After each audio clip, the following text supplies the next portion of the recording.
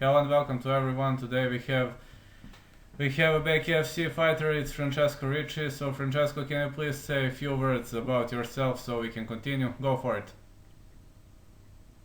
Yeah, just a pro fighter here in South Florida. Had another fight that was scheduled for this weekend that unfortunately fell through. 2-0 as a professional, and then I have a bare knuckle fight as well. Uh, I train in Kendall down in South Miami with some Olympic Cuban wrestlers and then boxers. Some former UFC fighter, Michel Batista, current UFC fighter, Alex Caceres. I train with Yoel Romero. Yeah, just down here in South Florida, the MMA scene is pretty big. I'm just a up and coming fighter. Great. When So did you start training? came from, uh I started back in 2012. I started training when I started taking it seriously, involving every discipline. Like I started wrestling, jiu-jitsu, kickboxing as well. It was closer to 2016.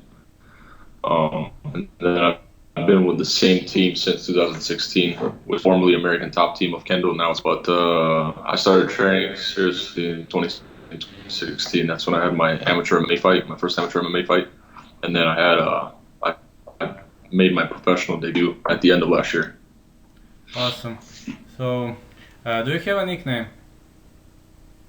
No, just Francesco.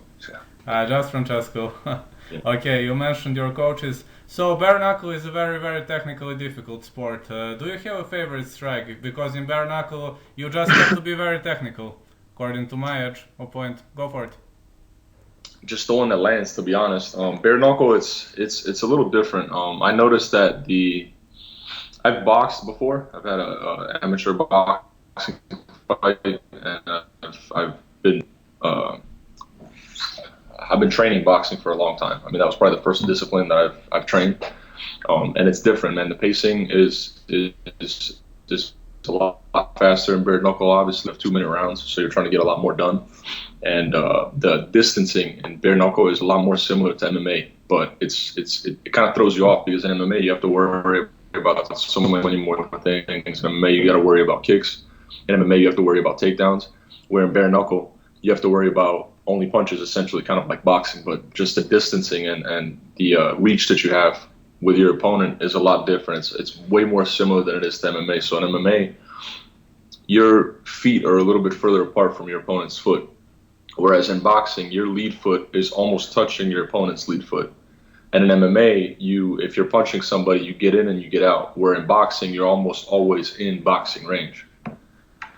So with bare knuckle, it's weird because a lot of the times it's hard to see the punches coming because they come from that outside range, but you're not expecting any kicks. So for somebody that's making a debut or transition from mixed martial arts into bare knuckle, there's a couple things that they won't really realize until the night of the fight. It's not a huge difference. Like, it's not very hard to get used to it, but in the very first round, which is where the majority of bare knuckle fights end, you're going to have a bit of a feeling process that you have to get used to that distance that you keep in bare knuckle as opposed to a boxing fight. All right. In your amateur MMA fights, how many amateur MMA fights did you have, and who was your toughest amateur opponent? I had 7 amateur MMA fights, and my toughest opponent was a guy by the name of Sham Delva. He's a professional now as well. He's 4-0, I believe. And I fought him. It went to a split decision. I fought him right when I got back from Australia with Yoel, right after he fought Luke Rocco. And I fought Sham. He was a tough fight, man. He's a good wrestler, good striker, physical specimen. He's very big for the weight class and very strong, which to me is surprising, actually, because he ended up moving down another weight class. And I don't know how the hell he makes 155, but he was my toughest fight to date. He ended up winning that fight by split decision. And yeah, me and him we've been good friends. I knew him beforehand as well, but I mean, now we're even closer friends. Man, we've trained together. We share some of the same training partners. So Well, it's a happy ending story, got to say. Very, very yeah, good ending story. Can we discuss your professional MMA fights? You said you had 2 professional MMA fights. yeah, Okay, can you describe both of them, please? yeah. The second professional fight is a bare knuckle fight. So in MMA, I'm just 1-0. How did that one fight go? Then we discussed bare Uh, knuckle. it was a first round. It was a first round submission. I finished the fight in a minute and a half. So there wasn't a lot that happened in that fight, but it was fun, man. I don't think I got touched once in that fight. I trained right. I have excuse me. I have some of the best training partners in the world, and we put ourselves through hell in the training camp, and hence why the last three, almost four fights that I've won all ended within a couple minutes in the first round. So this fight was the same. I mean, I had numerous opponent changes. I was supposed to fight a guy by the name of Callan Holcomb, who was a big 6'5" striker. And then I ended up getting another opponent change to a wrestler that wanted to fight instead of 170 pounds, which is where I cut down in weight. He wanted to fight at 190 pounds, and that was the same. That was, I think, Wednesday right before the fight, so that was 2 days before weigh-in. So then they switched my opponent to another guy that was a wrestler that was heavy, and then they switched it to another guy that ended up being a short striker, which is the guy that I ended up fighting. He was 5'11", I want to say. So I just had opponent change after opponent change, and I told my promoter, Mitch, he's also my promoter for the amateur MMA fights. He's been my promoter for a long time. I've always fought for Combat Night, or the majority of the fights that I've had, I fought for Combat Night. And yeah, I told Mitch, I'm like, dude, whoever you give me, you give me. I mean, at this point, the tickets are already bought. Everything's already signed. I don't care who I fight. It doesn't really make that much of a difference. Just as long as I get to fight, I'm happy. There's a lot of times where fighters will go through an entire training camp, and unfortunately their opponent pulls out or something happens and they don't get to fight, and it sucks because in the UFC, for example, where fighters might even be underpaid in the UFC, but at least you're getting paid, $40,000-$50,000 for a fight. If you're at the lower levels, you might get paid $20,000 a fight, $20,000 a win. Once you get to the upper echelon, you get closer to the top 10, you might be making closer to $80,000 a fight, maybe even $100,000 a fight, depending who you are. You fight 3-4 times a year, you're making decent money. Even if you fight once a year, you're making a lot more than you would be making on the regional shows. For us, before we make it to that point, we're still spending money on our training camp. You're still spending money to diet. You're still spending money on all the classes that you take with strength and conditioning coaches, with your actual coaches. You're still paying monthly fees. And it just sucks when you go through an entire training camp for 8-10 weeks. You go through the weight cut. You go through all the process that you have to take. You're trying. A lot of times you get injured. So then you get an injury, so you're trying to hurry up and mediate the injury as fast as possible and heal up before the fight. And then all of a sudden now fight week comes, because that's generally when somebody pulls out. Because if you have 2 weeks ahead of time, you have a chance to find another opponent. Now all of a sudden it's fight week, and they're like, hey, listen, sorry to tell you, but your opponent pulled out. So I've always been very lucky, because my promoters have been able to find another opponent. And part of the reason why also is I sell quite some tickets. I'm blessed to have a lot of friends down here in South Florida. So like the last Bare Knuckle FC fight, I sold in the mid-teens and thousands of tickets. So even if I was to have an opponent, which actually I had an opponent change for the Bare Knuckle fight too. I was supposed to fight a guy by the name of Mike Trujillo, and he pulled out. So at least they were able to find me an opponent. But some of the guys that maybe don't sell as many tickets and they got the opportunity to be on a card like that, sometimes they just say, hey, listen, man, I'm sorry your opponent pulled out. There's nothing we can do. Because to them, it's not worth it to spend money to get somebody else to fight last minute, which maybe the guy only brings in $1,000 in tickets, $2,000 in tickets, and it doesn't make any sense. Thankfully, I bring in a little bit more than that. So every time that I've had an opponent change, which has been the majority of my MMA career, they've always been able to find somebody else. Do you have, for example, for example, do you think more when you fight the fighter who's just stepped in on a short notice? You were training for another fighter, and then different fighter steps in. So what happens? I mean, how do you adjust so quickly? I mean, it's never easy job to do. No, it's not. But the thing is, I don't train specifically for a fighter. The only difference is, for example, I take into account what my opponent is good at. So if you're fighting a collegiate wrestler or an Olympic wrestler, you have to train your wrestling defense quite a bit more as if you were training a striker. But that's the only difference I make. I don't, how do you say? I don't try to make my training camp specific for my fighter. I have to train all disciplines regardless of the fact. If I go in there and I'm training against a striker, even at this level, for example, the fighters that you're fighting, they don't have much footage out. There's a lot of fighters that maybe they only have one or two fights on YouTube, or they only have one or two fights on MMA Core, so it's hard to train for them. Since I always have a different opponent change, I never really train specific for a fighter, because chances are the guy pulls out and now you got to fight somebody else. So whatever discipline it is that the guy is good at, I'll take that into account. Like if I'm training a really good boxer, I'll have maybe a different game plan, but that's as far as it goes. If the opponent changes, now you're not surprised. You're not asking yourself, hey, what the hell do I do? Because now I'm fighting a completely different guy.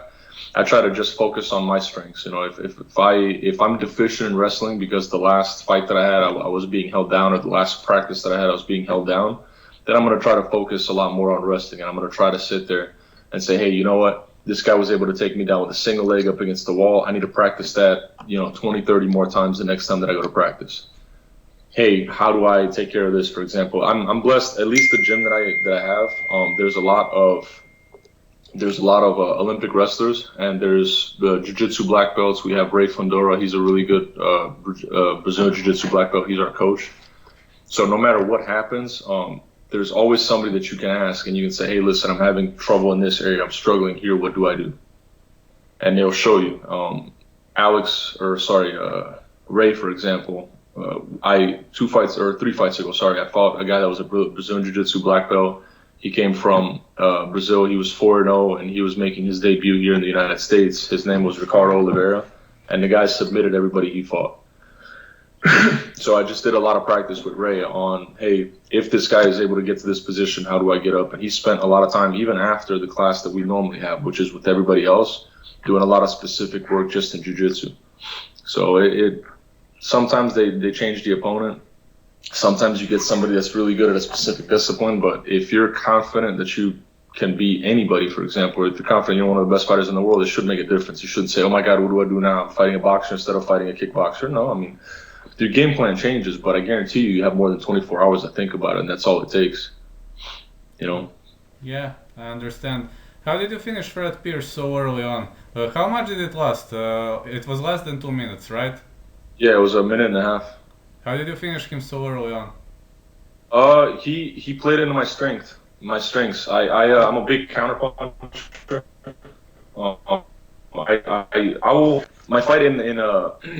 My fight in December, I had to go first a lot. The guy was very tentative, but Fred Pierce, he came out and he was swinging for the fences, man. He came out and he was very reckless. He was trying to land a big shot just to put me away, and that's exactly what I need to make the fight quick. I'm a big counterpuncher, and for you to be a big counterpuncher, you want your opponent to be as aggressive as possible. So he played into my strength. He gave me that shot, and the people that I train with, like, for example, Yoel Romero, a lot of these guys, they're very big, strong, and fast punchers. And if you're training with them, if you're training my buddy Marcos Loreda, if you're training with even like a boxer or Jim Leo, they're very good, they're very fast, and you have to be technical, you have to be good defensively. So Fred Pierce he fed into my strengths, man. The very first shot that he actually got hit with, which I think was just a very stiff jab, I just saw a look in his eyes where he's like, okay, I need to do something else. I need to go for broke. And he just kind of gambled. He just put all of his chips on red, for example, at the roulette table, and he just went forward and swung for the fences, and it just catered into my strengths. If he would have been much more technical, if he would have sat there and been on his back foot and tried to see what shots he had to take and, pick his punches, it would have taken me longer to take him out. But him trying to come forward and swing as heavy as he did just left him open for a big shot. So. Awesome, just awesome. About the future plans, nobody knows when the pandemic will end. So, would you like to add something to this interview? Is there something we missed? Maybe something you would like to mention, someone to greet, or? Yeah, it sucks. I mean, I was supposed to fight this weekend, actually. I was supposed to fight at the casino down here in Coconut Creek for WFC. They're a pretty big promotion out of Las Vegas, and they were having an event down here, and I was supposed to fight on the 25th, which is this Saturday, and that got canceled, unfortunately. So now we pushed it up to June 27th.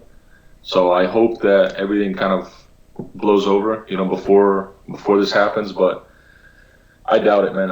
I was born in Italy. I came here in 2001.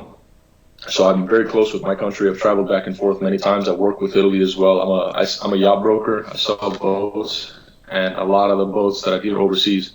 And right now I'm speaking to a lot of the people that are in quarantine. They've been in quarantine. They've been in lockdown for now almost 2 months. and they still have a high death rate.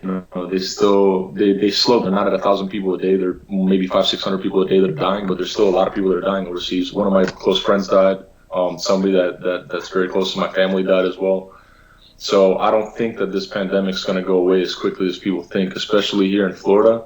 I don't think that it even got to its peak here yet. Now the United States has almost 40,000 deaths, or maybe even more than 40,000 deaths. So unfortunately, I don't think that everything's going to blow over, but I hope that it does. Regardless of the fact, we need proper time to train. All the gyms right now are closed here in South Florida, or actually in the United States. All the gyms are closed. So even if everything was to open back up, and we can go ahead and have an event on June 27th. A lot of us need time to train, and then there's some MMA promotions that had the events regardless of the fact without any fans, but it's hard to ask a regional MMA promotion to host an event when you have no gate. That's where they make most of their money, whereas the UFC, Bellator, a lot of these companies, they make a lot off of pay-per-view. They make a lot off of the ESPN Plus subscriptions, for example. And they can afford to keep an event going and pay the fighters. For us, man, the money that we make, it comes from the $40,000-$50,000 that they make at gate. So if you can't have an event with spectators, with local spectators that are paying an entry fee to get in, how are you going to support the fighters? How are you going to be able to pay for the venue? So if everything goes well, I'll be fighting June 27th. If not, who knows? Hopefully all this blows over soon. Yeah, I understand you. We are also under a lockdown for more than a month and a half, so I know how it is. And I'm not optimistic about this pandemic. It never ends. Here, we are right in the peak right now, and I'm not much optimistic. I understand you. Thank you for this lovely interview, and hope we discuss some other time. I hope this will end soon, and I hope I will watch you again. Yes, absolutely. Thank you very much. Thank you. I will post it tomorrow. Have a great day. Thank you. Bye.